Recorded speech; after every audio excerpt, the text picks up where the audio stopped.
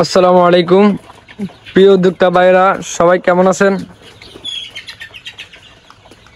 তো আজকে যে বিষয়টা নিয়ে আসলাম সেটা হচ্ছে মুরগির রক্ত আমাশা নিয়ে। তো আমার মুরগিগুলোর বয়স আজকে 34 দিন। তো মুরগিগুলোর রক্ত আমাশা হয়েছে। লিটারগুলো শীতকালে তো লিটার একটু ভিজে থাকে, তো লিটার একটু বেশি ভিজার কারণেই আমার রক্ত আমাশাটা হয়েছে মুরগির। তো আসলে যারা যারা এই শীতকালে লিটার ভিজে থাকে তারা অবশ্যই লিটারগুলো শুকনো রাখার চেষ্টা করবেন। প্রতিদিন লিটারগুলো গাঁটবেন। রক্ত আমাশা হলে অবশ্যই করণীয় যেটা, আপনাকে 3 বেলা পানি দিতে হবে, সাথে অবশ্যই ওষুধ দিতে হবে। সাথে গাবদানোর কিছু নেই, রক্ত আমাশা হলে মুরগি একটু খাবার কম খাবে। তো 3 বেলা পানি দিবেন, প্রতি 8 ঘন্টা পর পর চেঞ্জ করবেন, মোট 24 ঘন্টা।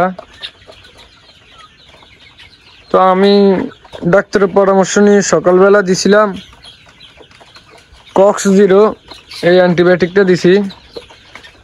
প্রথম দিন দিছি 2 মিলি 1 লিটার পানিতে। কক্স-0-র সাথে দিছি আমি, এখানে আছে রেনামাইসিন ওষুধটা দিছি। রেনামাইসিন, হ্যাঁ, ওষুধটার দাম নিচ্ছে 100 গ্রাম 100 টাকা।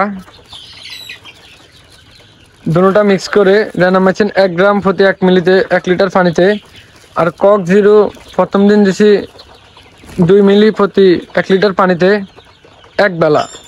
এরপর থেকে আমি রেনামাইসিন 2 থেকে 3 লিটার পানিতে দিছি 1 গ্রাম, কক্স-0 দিছি 2 লিটার পানিতে 1 গ্রাম, 1 মিলি।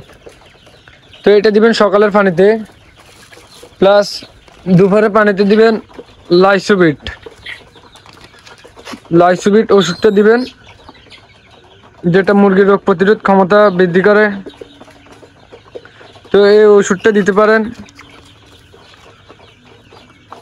প্যাকেটের গায়ে মুরগির বয়স অনুযায়ী কোন সপ্তাহে কত গ্রাম দিতে হবে, কত মুরগির জন্য কতটুক দিতে হবে ওইটুক লেখা আছে।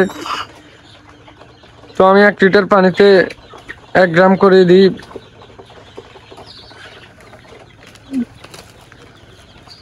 তো আবার রাতের বেলায় দিছিলাম কক্স-0 প্লাস রেনামেক্স, এই 2টা ওষুধ দিছিলাম।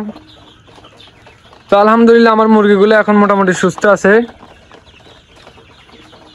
তো আপনারা যারা যারা আরও পরামর্শ নিতে চান তারা আমার চ্যানেলটি সাবস্ক্রাইব করে রাখবেন। তো আমার খামার হচ্ছে Sohel Rana poultry farm and hatchery. তো সবাই আমার জন্য দোয়া করবেন। আসসালামু আলাইকুম।